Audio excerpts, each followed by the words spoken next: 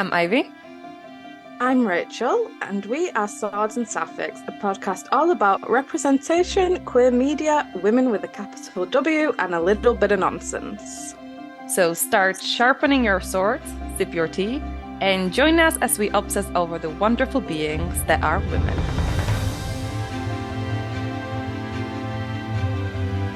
Hello. Hello. We're back after our teeny tiny break. Just a teeny tiny one. Teeny tiny one. And with exciting episode, we are back. Yay! What are we talking about today? We are talking about and talking to Rachel Runya Katz, author of Thank You for Sharing. Which we got a copy of also. We did. We were kindly sent a review copy with sprayed edges and everything, all the works. We felt very important. We got that from Hera Books in the UK. Yeah. And we get to talk to the author who wrote the book. How It was exciting. very exciting. Yeah. And while we are on the subject of very exciting news, we have merch. We do have merch. We have t-shirts. We have t-shirts. With our logo on it. We have tote bags. We have also mugs and notebooks and coasters. And all of that is on our website, which you can purchase now. You can. We're aware that it's a little pricey, but that is the nature of print-on-demand companies. It's not in our control, unfortunately. And we are also struggling with the prices. I want my notebook, but I'm waiting. But yeah, if you fancy one or want to give it as a gift, we get a little bit of royalty from that. We would really appreciate it. And also the shirt is so comfy. It is. It's very comfy. I have the men's extra large one in anthracite because I like mine a little baggier and less form-fitting. And I have women's also extra large because I am extra large. And I want to be comfy, which this is. It's very comfy. Is it nice and baggy around the belly area? Yeah, it's not tight, but it's also not like extremely baggy. Okay. Which I don't. I like when it has a little form, just because of my shape of body, but it's not tight, which I can breathe, so I'm good. Okay, that's good. Yeah. I think I'll stick to my men's ones because why do women? I mean, I know the answer now because you like yours with a nice form. I don't. And I like also, to be a blob. I like to be a formless goblin. Yeah, and also it's the neck thing often when it comes to like females ones, because I have my thyroid is enlarged, and when I have too tight things around my neck, I get really nauseous and like so I need a little space also around my neck. She needs some room to breathe. Yeah, just that little thing. Well, before we get to the interview with Rachel, Rachel, tell me, what are you enjoying? What am I enjoying? I'm back on my Grey's bullshit. I'm on season 11 these days. It's all happening. What else? I've been reading Jason and the Astronauts Under the Ice Skies by Guinevere. We learned how to say it correctly. Apologies to Guinevere. And it's really great.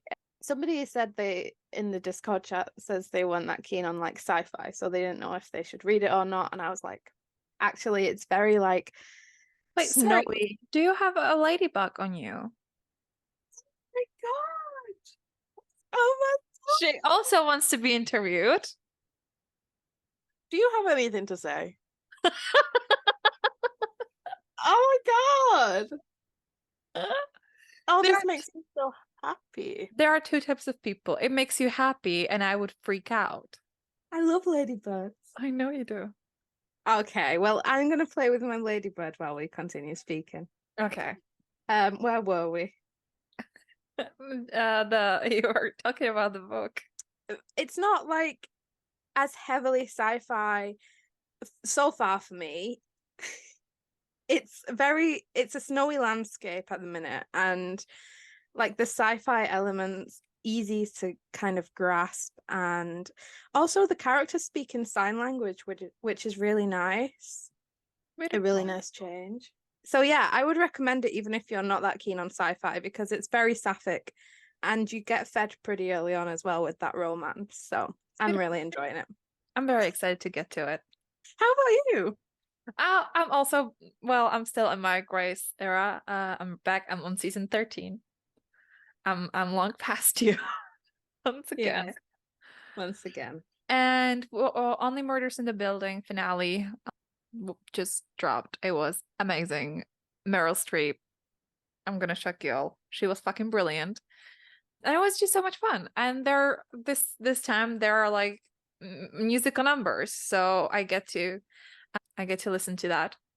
Oh, is there? Yeah. Because Every no. They did like Oliver made a musical, and okay. Charles is also like singing there. Meryl Streep, he is, and it's just very fun, very ridiculous, very fun.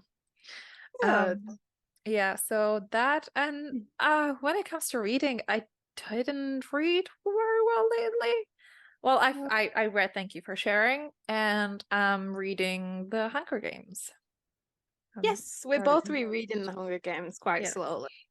And other than that, I'm just playing a lot of games lately. I'm playing Cult of the Lamb Yeah. here and there. I love my little cult. It's I would consider it a cozy game. You play as a lamb and you go find followers for your little cult. And you create like a camp sort of. It's not exactly a city, but little village. And you take care of them and you can sacrifice them and you can bring them from the dead. And it's fun. Good. And sometimes you kill and sometimes you die. But that's the life of a cult leader. When I'm on FaceTime with Ivy every so often, I get, oh no, my cult member died. Or, oh Yeah. no, we've got to eat my cult member. Yeah, yeah, you can when one of the cult members die, you can take their meat and cook for other. Or you can make them meal from poop. Which is sometimes they actually come to you and they're like, my leader, I always wanted to try poop to eat. Can you cook me some? And you take the challenge and you gain more like trust and faith. Or you don't and you lose a little bit of faith. And they're usually sick after it, and you get to like prescribe them bed rest until they heal, or you can heal them after you get like a healing station. Yeah, It's fun. sounds great. I do like to be a cult leader. I'm not gonna lie to you. I know you do. And you suit the role very well. I do. I would think so also. And of course we keep playing Disney and Fortnite. Yep. Growing my pumpkins on Disney. And I'm a pumpkin on Fortnite now, which is very exciting. And I'm Autumn Queen. Yeah, we're matching. Yeah. And I finished the first Resident Evil game, so I'm gonna be starting the second one soon with Leon. I finally get me Leon some Leon from Fortnite. Leon from Fortnite. Yeah, I'm kind of eyeing up Red Dead Redemption because that just came out for Nintendo. Mm-hmm. So I've been putting that off, but I kind of want it. We also finished Heartstopper, did we say that? Oh yeah, no, we didn't. But yes, we finished that. We're gonna talk about that in a different episode because there's lots to say about Heartstopper. Yeah. And we've been discovering games on Discord. We have. We're a bit obsessed with the Discord games now. Yeah. I've been trying to win all my words in, what is it called? Letter League? Yeah. Discord Scrabble, basically. Yeah, it's just Scrabble. And then we got obsessed with a cooking game. I just like to point out that I won at Scrabble a few times. She did. Which was extremely difficult. And then the cooking game is so much fun. We've been dishing out sushi and it's quite chaotic. And if you watched us playing it, you would just see two really wide goggly eyes. But the thing is, we do have system in it. We do. And it gets like quicker and quicker and quicker, and you get more orders. So then we get more focused, and you just hear clicking. My finger still hurts from last night, but I'm excited to play again. It's And all I've been thinking about. every so often, I've got no, I've run out of rice. Can you make the tea? Or I'm making the salmon. And yeah, it's very fun. It's very fun. Oh my God, tell them about your Guess Who game. Oh, right. Because I'm very proud of correct. I forgot about it. So we like the game Guess Who. And I found one online, but it wasn't pleasurable enough. It was giving you the question to ask to the other person without you didn't even have to talk or think really. Which was boring.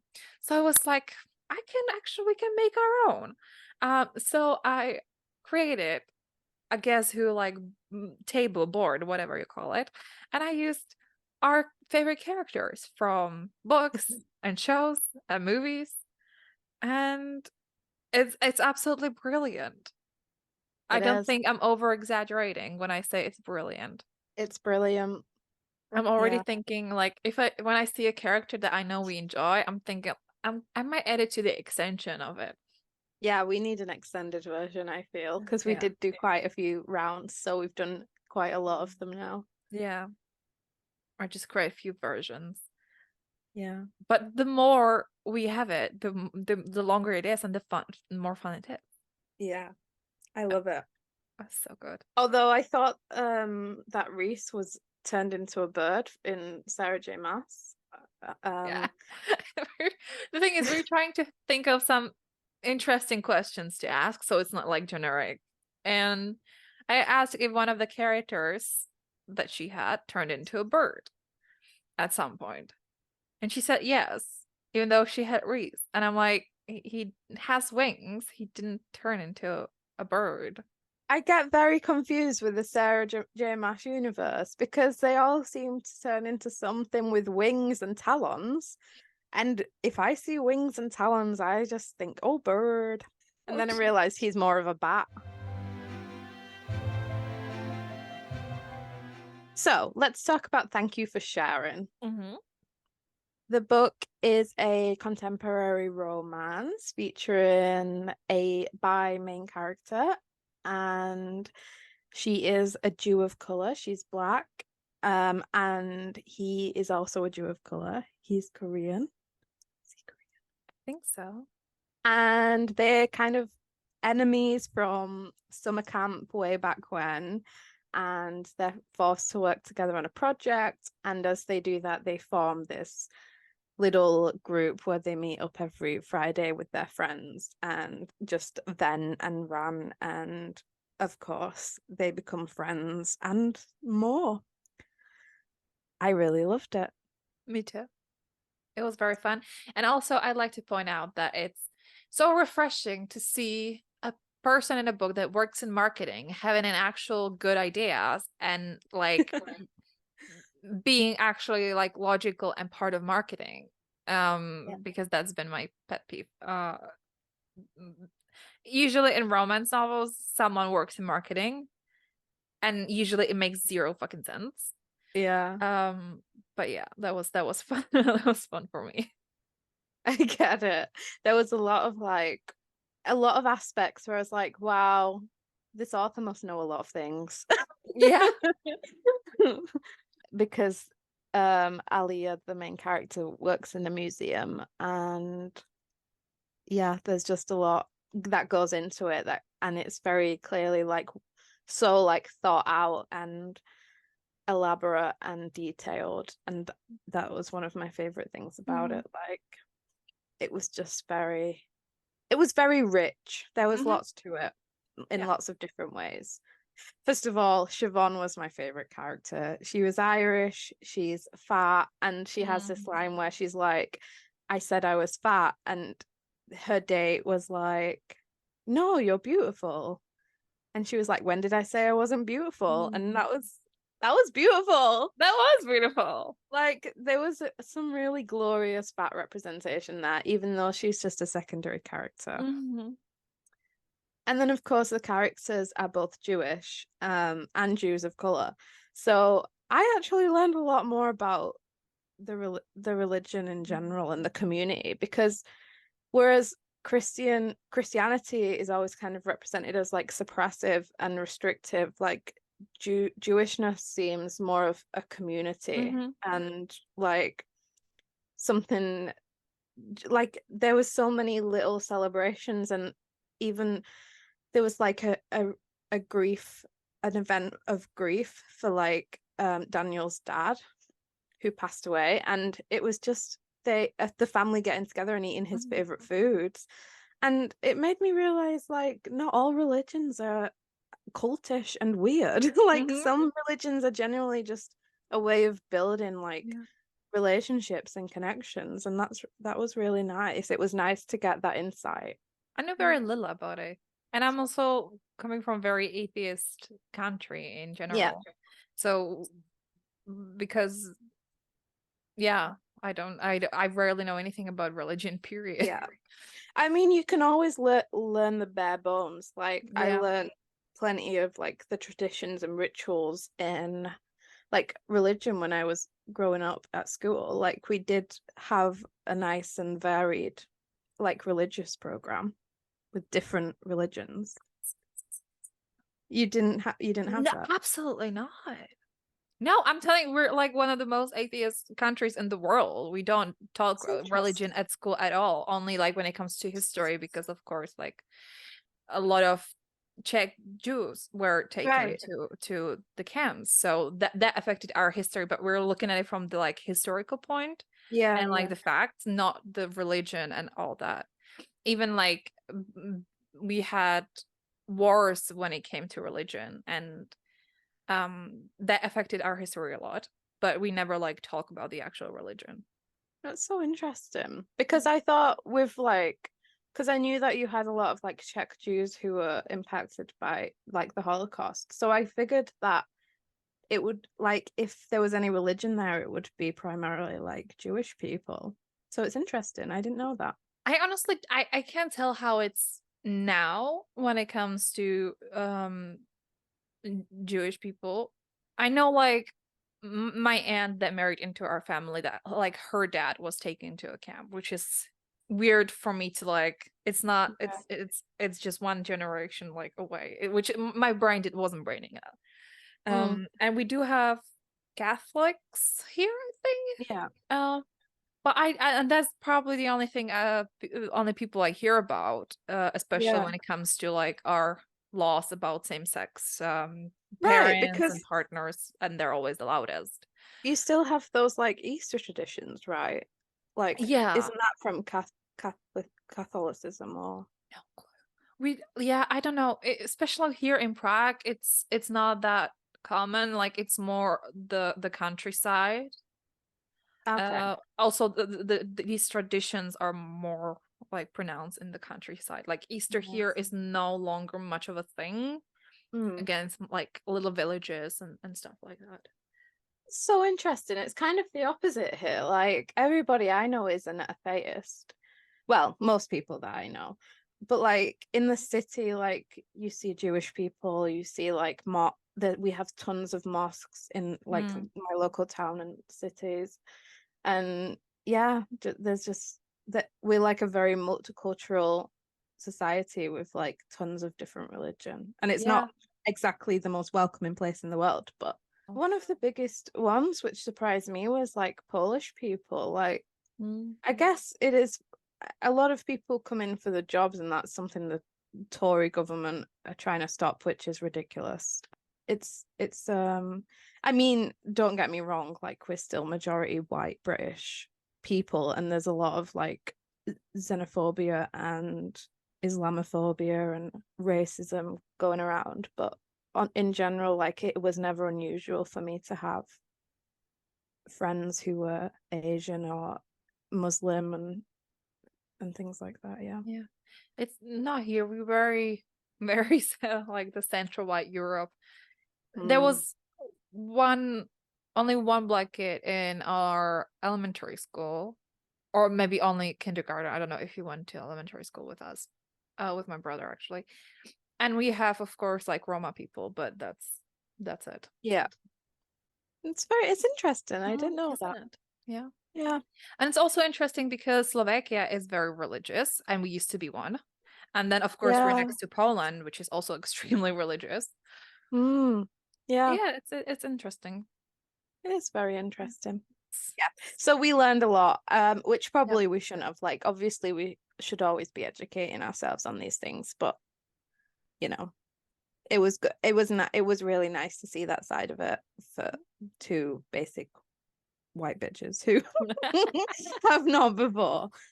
But yeah, in general, it was just there was a lot of authentic like exploration into grief and trauma as well, which was really beautiful. Because I did go into it thinking it was just going to be like a light-hearted rom-com.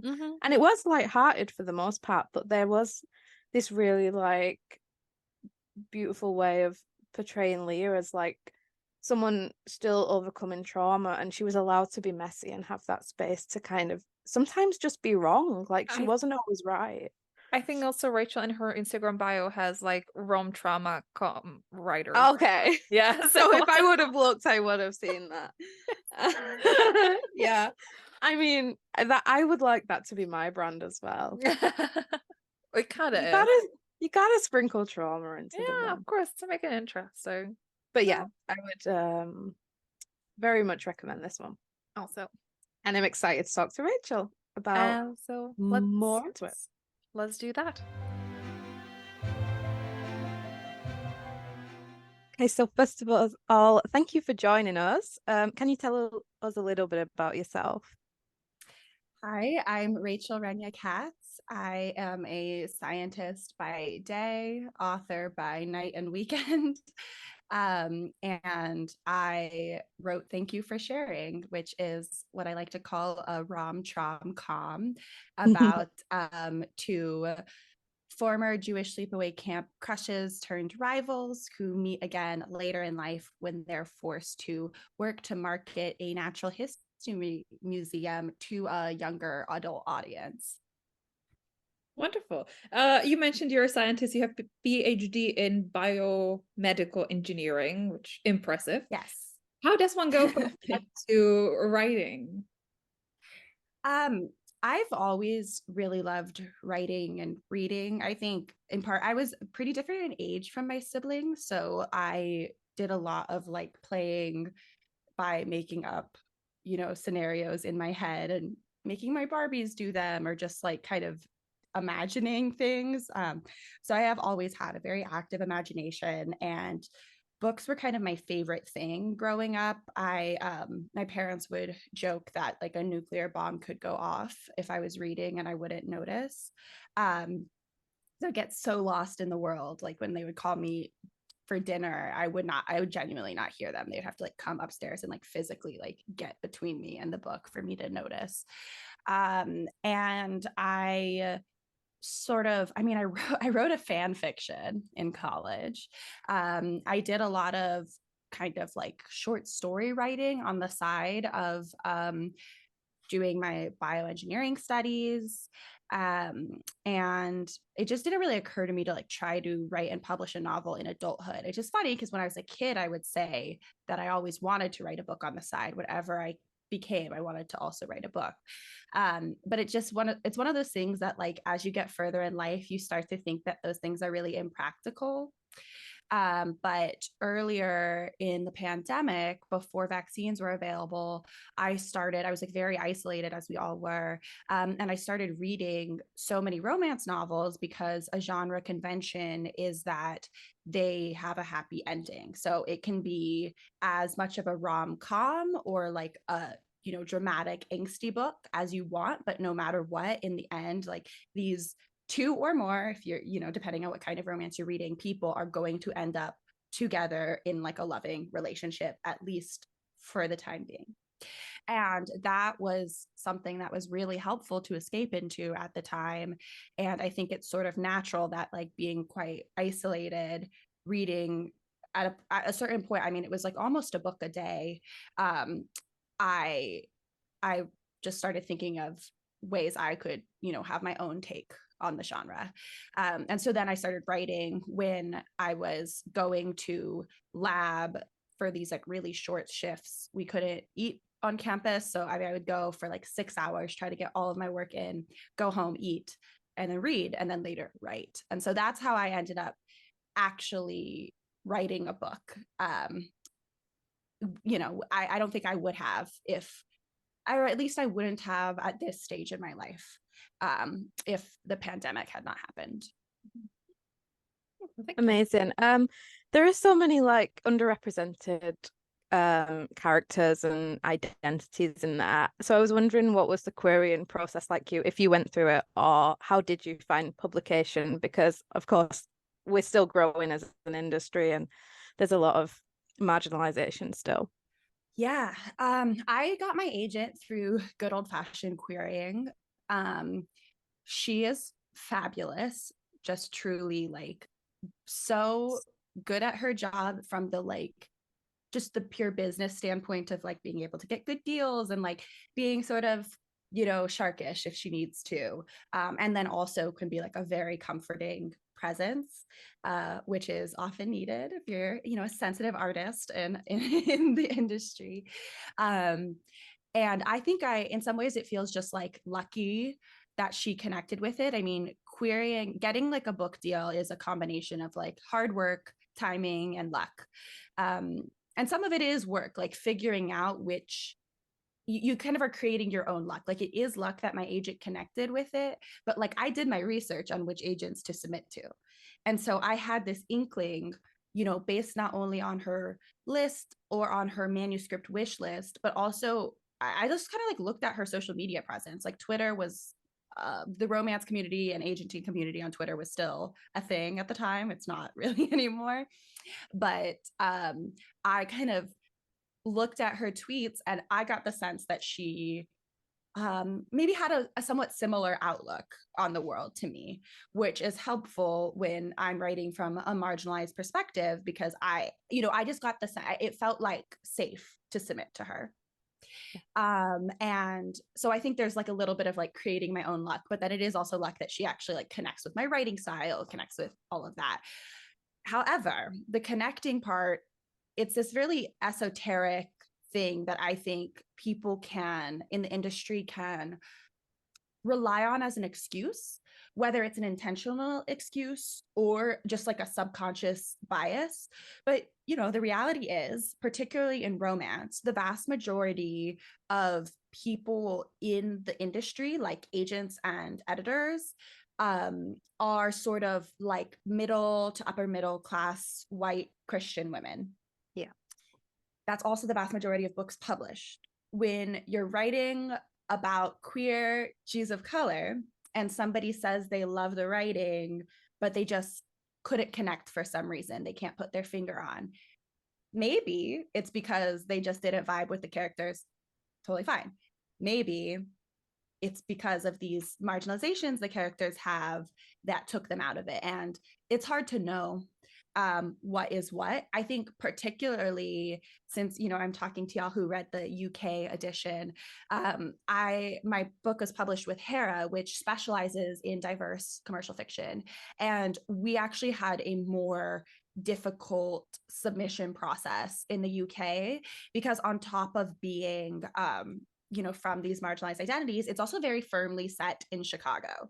And so it's very like grounded in this. I'm very American, like I freely say that. It's like about summer camp, which is a more sort of American thing. Like it's all very set in a specific city.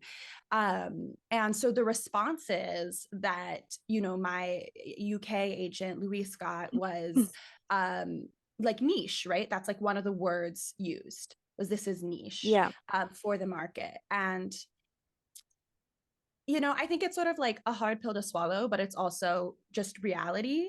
And I'm not interested in changing the books I write for that. Maybe it would be different if I were a full-time author. In some ways, I would love to be a full-time author, but I have a job I like a lot.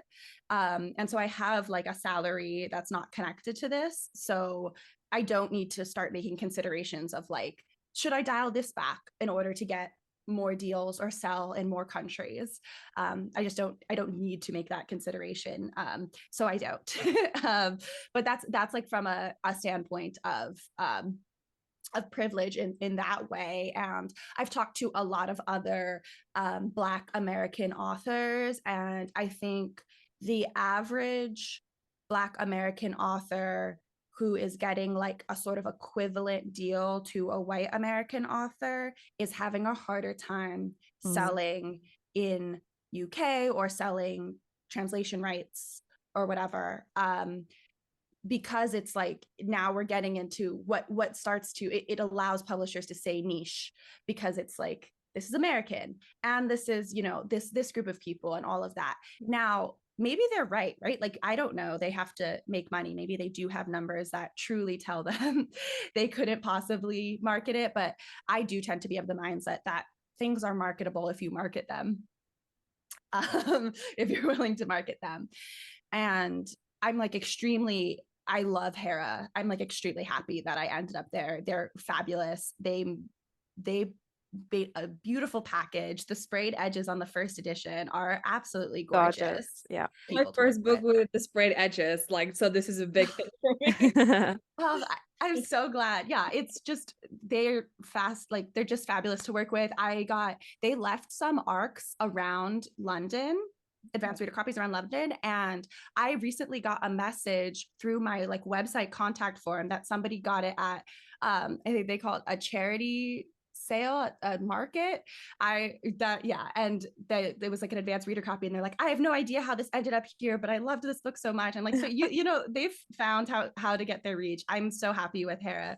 I would not change like who I was with there at all. It's just that like in some ways it's telling that like the place most likely to pick it up is a place that specializes in diverse fiction, you know? Yeah, absolutely. I mean, we were saying that even though we should have made more of an effort to go out and read, you know, Jewish stories, it's one of the few that we've kind of come across. And we were so glad that we did. It was such like a lovely thing to be able to kind of see that community, because you represent it really well as well. But yeah, I'm really glad that like this book found a home, because it's definitely necessary, and hopefully we see more in the future. I'm from Czech, so like we are very atheist, and even though we have like in our history, of course, you know, with World War II and stuff, I know very little about any religion, period. So like just this book taught me so much, which is really it's really refreshing. I'm really glad to hear that. I mean, it was really nice for me to write, because I think at least from what I had been reading, this is not at all true about like everything that's in the genre, but I was reading a lot of stuff that had been published very recently, like when I was getting into it, was like mostly what had been on the market in like 2019 to like early 2021 in the US. But I had read a good few books with like culturally Jewish protagonists who didn't do much, like didn't really go to shul ever, but they were like culturally Jewish. And I had read some like kind of more specialized with like much more religiously Jewish protagonists, and that neither of those is like how I experience Judaism. Like I am kind of in this in between where like I'm very culturally Jewish, and then I do practice some of the religion, but it's not like like the actual like faith aspect, the actual religious aspect is not an everyday part of my life. Like the cultural aspect is an everyday, but like the religious isn't. And so like I don't keep kosher. I don't go to shul like weekly. So I wanted to sort of portray that kind of intersection of like what it is to be part of an ethno religion in a country that's like not the dominant religion. Yeah. You have 4 main characters, it's fair to say, and each of them is extremely different, but also very layered. And it was so much fun to see, because I love nothing more than layered characters. So which one did you identify with most, and why? I feel bad when I get asked a question like this, because I feel like my answer is sort of a cop-out, but it's true. I made them all up. So they're all kind of like, I can identify with all of them because they all are born of my own mind. I think there's like little aspects of each of them that I can identify with more. I think a lot of people have sort of the assumption that like Leah is supposed to be me, and she's really not. Like, I think on the surface we share the most identity markers. Like, I'm also a biracial Black Jew. I'm also bisexual. We do not have the same job at all. Like, we don't have that same kind of interest. Yeah, I, you know, that like there's things about her that I absolutely like relate to, but it's not, I don't fully relate to her. There's ways I like really relate to Daniel. And also like I based his cat off of my cat. They look different, but like they're like the same. So like that's very, you know, this piece of me. I think some of Neen's like eccentricity is kind of, I think, some character traits that I have. Some bits of Siobhan's humor are like definitely from me. I would say, I guess I probably relate to Jordan the least. Maybe that's my best answer. I probably relate to Jordan the least, but there's some bits of him were born from a seed of one of my best friends, and they're not actually that similar in personality, but this best friend, he even let me put this when I officiated his wedding, but we kind of had a running joke in college about how he was arrogant, like cough cough, I mean confident, and so that like of Jordan was a seed from him. So he's like slightly inspired by somebody I know. I love them all. I wanted to be their friends. I want to be in the group. Oh, I'm so glad to hear that. That's like definitely what I hope that's like one of the responses that people would feel, you know? Yeah. Did you find any challenges while writing the book? Any parts that you kind of got stuck on, and how did you overcome them? So when I first was drafting it, it was a little bit like what's called in the business like quieter. It didn't have quite as strong of a hook, and we had to revise between, like, we did 2 rounds of submission, and the first round the response was very like, love the characters, love the writing, don't think it has a marketable enough hook. And so we had to revise it for it to be able to sell. So I think some of the challenge there was really like letting go of what like the story arc had exactly been in my mind. I thought that I would have to like scrap a lot more than I did, but to sell, I think I only truly scrapped 1 chapter. I think truly added 2 chapters, and other chapters I just either moved around or I like rewrote it so it was a different setting, even though it was like the same kind of events and conversations. So that was very difficult to sort of like let go of it. But then I did, on Word, you have this feature where you can compare 2 documents and it will highlight like red deleted, green moved, blue new, or something like that. I don't remember if those are actually the colors, but I was actually shocked at how little of it was red, you know, like it was mostly things were just moved a bit.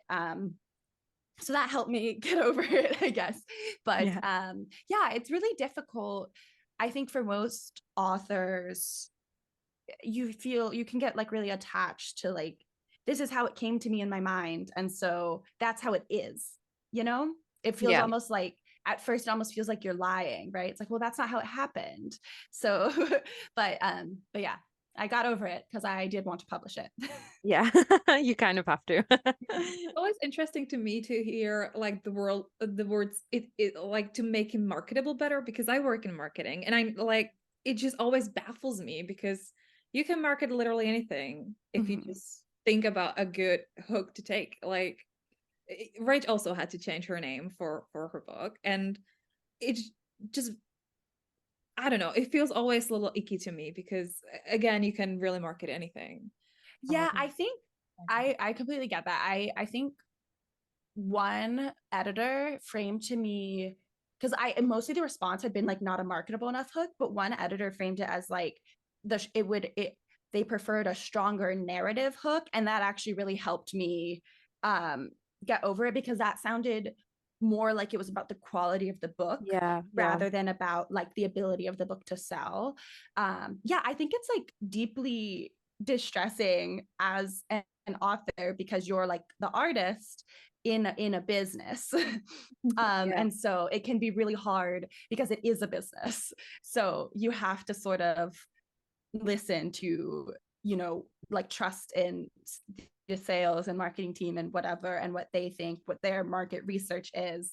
And it's just hard because sometimes you want your art to be like totally about the art, and then sometimes you have to make it a little bit about the money aspect, and that's difficult. And it is also hard because, I don't know if you followed at all, but in the US last summer, the DOJ was going after the Penguin Random House and Simon & Schuster merger because they were saying it would create a monopsony, which just basically means that like the buyers have all the power, because it'd just be like too much consolidated power, and basically they would probably win every auction if a book went to auction, because that now you have so many publishing houses in one,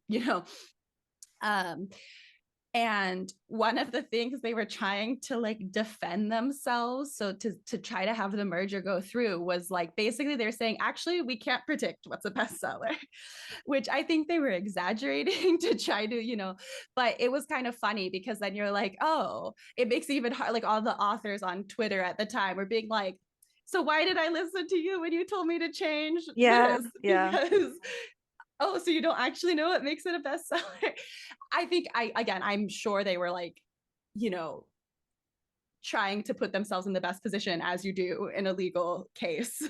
And I'm sure, I'm sure that like oftentimes they are right.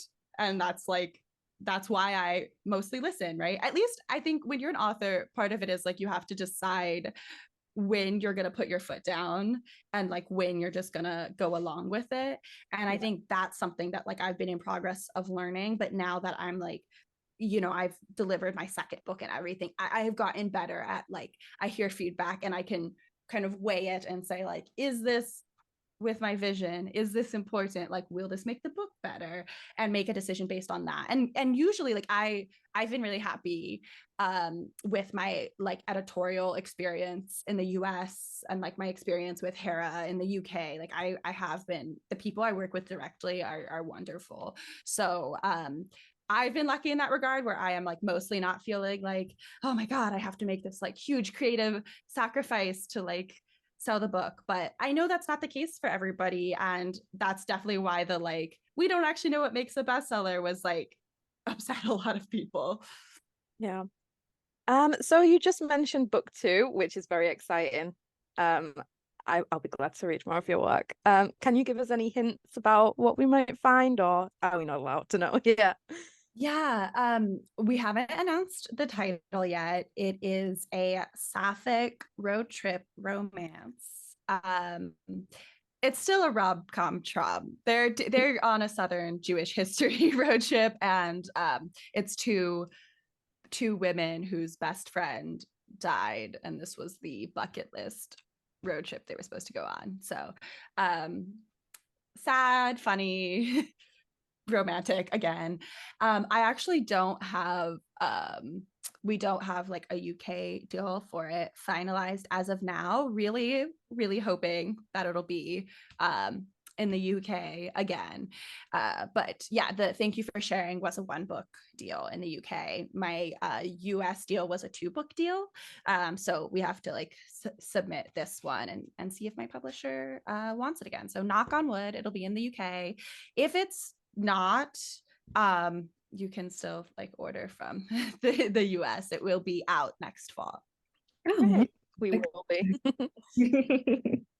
Thank you for sharing. You mentioned this in Seattle.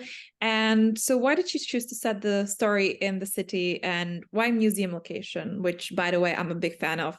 I have here Sue the T-Rex representation. Yes, I love that.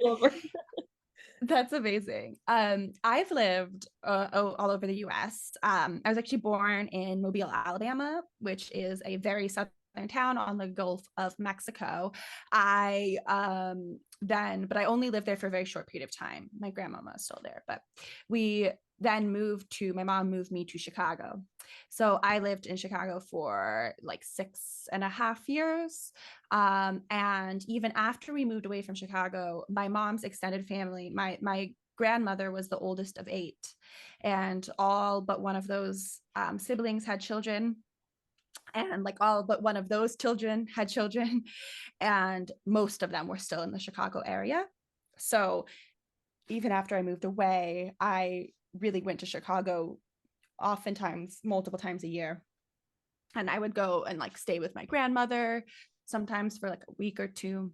So I'm deeply familiar with that city, even though I had moved away when I was almost 7. And I loved the Field Museum growing up. Particularly underground adventure. So it was actually not like the anthropological stuff that spoke to me. It was when you get shrunk down and, you know, go see all the giant microbes. I thought that was the most fun thing in the entire world. And I think it allowed me to pick a career for Leah that I had like some basis of understanding about. I also at the time was very into watching PBS Eon's music videos, YouTube videos. And PBS is the public broadcasting service in the US. And the PBS Eons was like about evolution and natural history and stuff. And I would watch the videos to go to sleep because they were really relaxing for me. So I think it just sort of was this like happy coincidence of like all of these things work together. And of course I still had to do some research to like find out what her title would be and like sort of understand what like different stages of developing an exhibition were. I'm sure I did not do it perfectly, mostly because like when you're writing a book, sometimes you have to like take creative license in order to make it fit with the plot, you know, like but I still, you know, did my best to have those details that I was showcasing seem real. And kind of similarly, like Daniel works in advertising, and you know, he's not a graphic designer, but my partner is a graphic designer and has done advertising from that. And so I was sort of able to like have somebody to ask some questions of, and like, what kind of job title, if I make up this kind of thing, would he have? So kind of having the museum setting is like both from my love, but also this like, it's removed enough from me, but I have like some literacy as a starting point. And I do love Chicago. And I really wanted, I have this mug I got at a thrift store for 29 cents that says, I may look like I'm listening, but in my head, I'm thinking about trains. And that is why I made Daniel really love the Chicago Transit Authority, because I find that mug hysterical. And I was thinking about places. I also wanted to have a place that had good public transit so I could have him like really into trains. So that's all of the Chicago and Field Museum reasoning. Amazing. I said Seattle instead of Chicago, and that's because I'm watching too much Grey's Anatomy right now. Well, I live in Seattle, and Leah is from Seattle, so there's like that might be and also right to the advertising marketing thing. I was just saying that it was the first time that I saw a book character work in marketing and to do work that actually makes sense and is not just clear that the writer has no idea what they're writing about. It was very refreshing for me too, because that's not my pet peeve. I'm working in it for years now. So I'm so glad. Yeah, I'm so glad that it worked for you. That's actually, anytime somebody tells me I did something well, that's not something I actually personally do in life, that's like the best compliment, because I'm like, okay, I did okay. I'm not just like completely talking out of my ass. But yeah, I'm really glad. That also becomes a pet peeve for me. So I do cancer research, and I've read books where like they have the character doing cancer research or some sort of like biological research, in, you know, and it's often done to like make the character seem like really good at science or whatever. And sometimes it's very, very clear based on how they're describing what's happening that this person has never done cancer research. That sometimes it's like somebody who's clearly done research, but not cancer research, because I can tell based on like the assays they're describing that I'm like, there's no circumstance under which you would use that assay for cancer research. But like, I have a friend who does, you know, diabetes research, and they've done that. So like, I bet you've done like that kind of thing, where I'm like, I know where this comes from. But yeah, so I appreciate that. I appreciate it. I didn't get angry. It was great. It's always good. Have any shows, movies, books, or games, or any type of media really inspired or influenced anything? And thank you for sharing. Well, so I have the part where Leah's really into like the Shakespeare and Jane Austen retelling American teen movies. Now, admittedly, I have not read all of the like literature they're based on. I've read some of them, you know, like I've read Emma, and I actually did read a lot of Twelfth Night.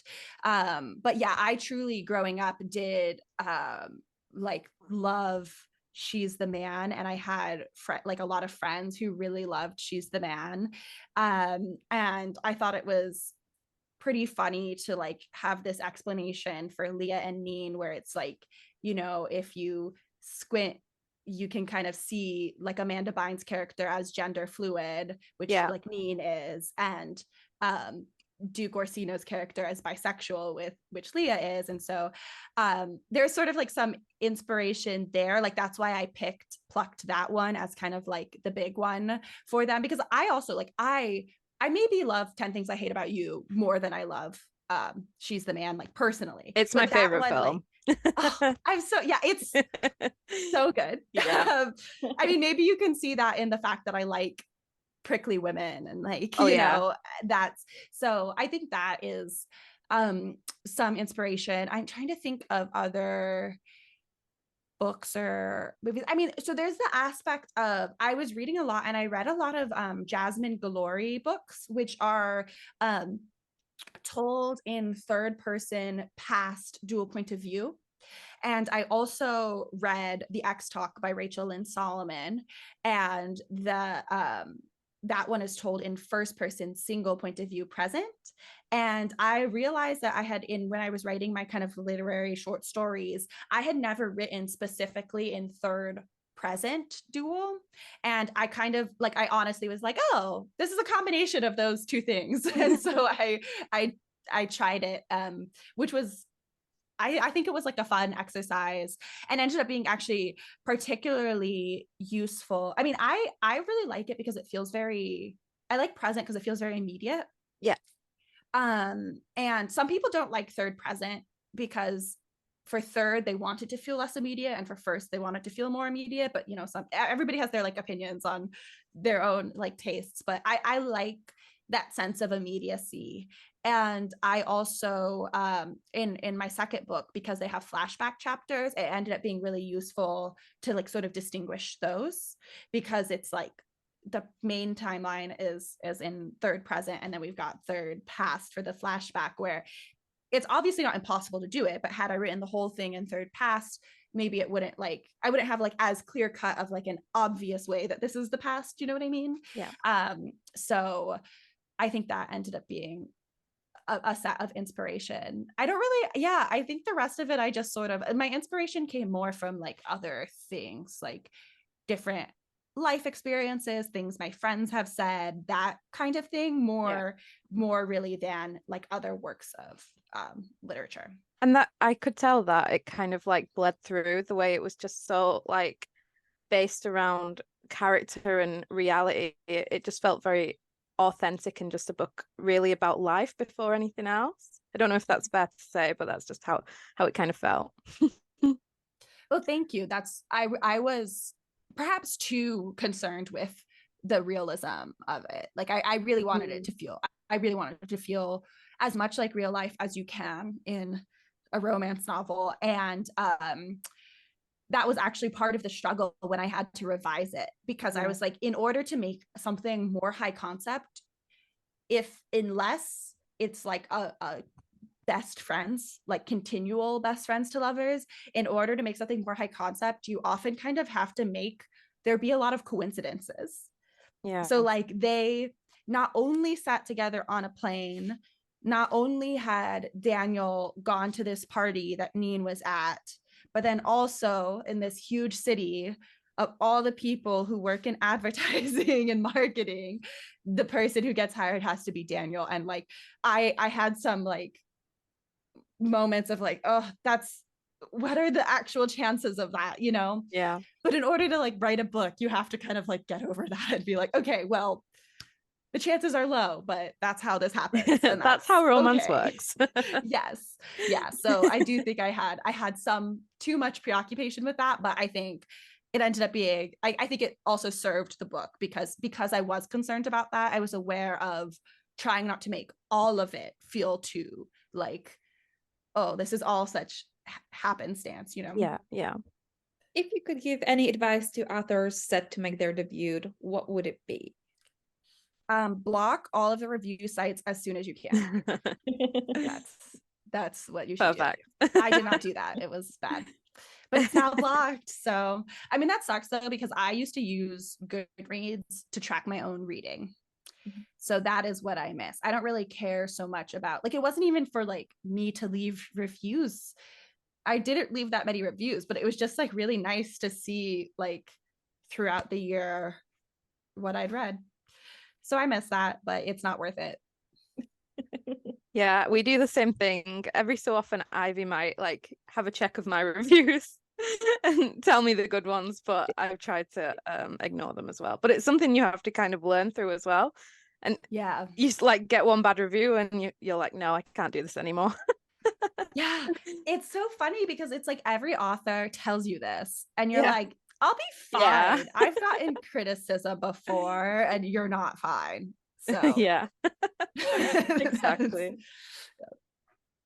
We won't take too much more of your time. So we'll, at the beginning of most episodes, we kind of talk about what we've been enjoying recently. So is there anything you want to kind of rave about for a minute? Any books, shows, movies, games, anything like that? Ooh, so I loved Suits in high school, and now there's kind of been this Suits renaissance since it was added entirely to Netflix, at least in the US. And I convinced my partner to rewatch it with me. And it's just a fun show. There's definitely some moments that have aged not that well. Like it mostly holds up. It's not, but like there's a lot of times where like the women will say something that sort of puts down girlhood. You know what I mean? To be like, I'm strong. And I'm like, but yeah, I don't like the other girls type of thing. Yeah, it's like the women in the show are really supportive of one another, which is great. But it's just like then sometimes, you know, Donna will be like, oh, you throw like a girl, and just like, why are you saying that? Who wrote this? Definitely a man. So but I really enjoy that. And I'm currently reading on audio You Made a Fool of Death with Your Beauty, and that has been just fabulous. For some reason I've read other Nigerian heroines on audio because I also listen to Honey and Spice. I don't listen to that many audiobooks, so I don't know why that's specifically been my niche so far. But it's just really good. I think it's got some definitely like extremely messy characters. So trigger warning for people who don't like messy heroines, but it's fabulously written and the audiobook narrator is great. We love messy heroines in this house. I was saying actually earlier, just like Leah is just given the space to sometimes be wrong, and that's so refreshing as well, because usually like the women, especially main characters, are just, they have to kind of, they don't have flaws the way that like the male main characters do, and male main characters are allowed to mess up. So it was really nice to see like her healing and how progression isn't always like this massive jump as well, just the little things. Yeah. But yeah, thank you so much for joining us. We love the book. And we're so glad we could talk to you about it. We Thank you so much for having me. Thank you for sharing. Yeah, I think that will be our title. Amazing. Gosh. I was waiting to say that the entire time. Yeah, it was a good. I set that joke up for everybody with that title. It's a great title. Thank you. Yeah, thank you so much for having me. I really Of course, it was a pleasure. It was lovely. So there it is. It was very lovely. I always get a bit hyper and fluttery when I talk to other authors about their books, especially when I love them. At the point where you were talking about like the present or past in which you write, I'm here like I don't even notice it because like it's language, so I don't differentiate between it. And I'm holding here plushy dinosaur, and you guys have like this very high like conversation, and I'm here like. Yeah, but it was adorable, and you bonded over dinosaurs. It was great. I love dinosaurs, and I got my dinosaur from Ipka, so rare. Oh man. Well, yeah. What else do we have to say? I'm holding a plushy dinosaur. I have nothing to say. I wonder if my ladybird's still there. Oh, he is. Update. Update. The ladybird is on my masking tape currently. He hasn't moved still. He's been having a crawl around me. He's been having a play. I think he might be hungry, so I should go and put him on some leaves and let him roam free. But it will be hard to say goodbye. Just for a record, I wanted her to tape it to the table with the tape. Ivy apparently is not a fan of ladybirds. No. I said, I don't know if anybody knows this, but I was always told that the dots show how old the ladybird is, and this one has a fair few. So I'm wondering if he's old and has come here to retire, but unfortunately I don't have any nutrition for him. So I don't know. If anybody knows the truth of this, do let me know. But yeah, what have we got planned coming up? We still are putting out lots and lots of interviews on Fridays on our blog. So stay tuned for those. Make sure to support our authors and indie authors. We also have still our release forum for our monthly releases. Yep, we have forms for both that and for the interviews. So if you wanted to be on our blog, we have a form for that. We have lots going on. We're pretty steady going right now, I'd say. Like, even though we're not keeping up with episodes as well as we'd hoped. Well, right now we're definitely kind of it was necessary for all of us. But we have plans, we have things coming up. We're gonna go back to our schedule, hopefully. If you have any ideas on what episode you want to see next, like, we're kind of running low. So be cool. Yes. Yeah, we could use some inspiration. You can send in our Discord. It's all over our social media. We always welcome the people. It's very active right now. Yep. And with Nano coming up, you know, there's lots of stuff to do there for Nano. Like, you can introduce your work in progresses. I've just opened the section today for Nano, and we'll be doing sprints at hopefully at scheduled time, so everyone kind of knows what time we're going to be sprinting each day, and it'll set a little routine for you, taking into consideration time zones as well. And we have lots more going on in our Discord, so do be sure to join it. We play games now. We still need to set up a movie night. We'll be doing that soon. We need to find who's got the dog. Yeah. And we also have a Ko-fi now because our tip jar wasn't getting any tips. so I made a Ko-fi just to test the waters, and we're still not getting much, which is fine. People are hard up.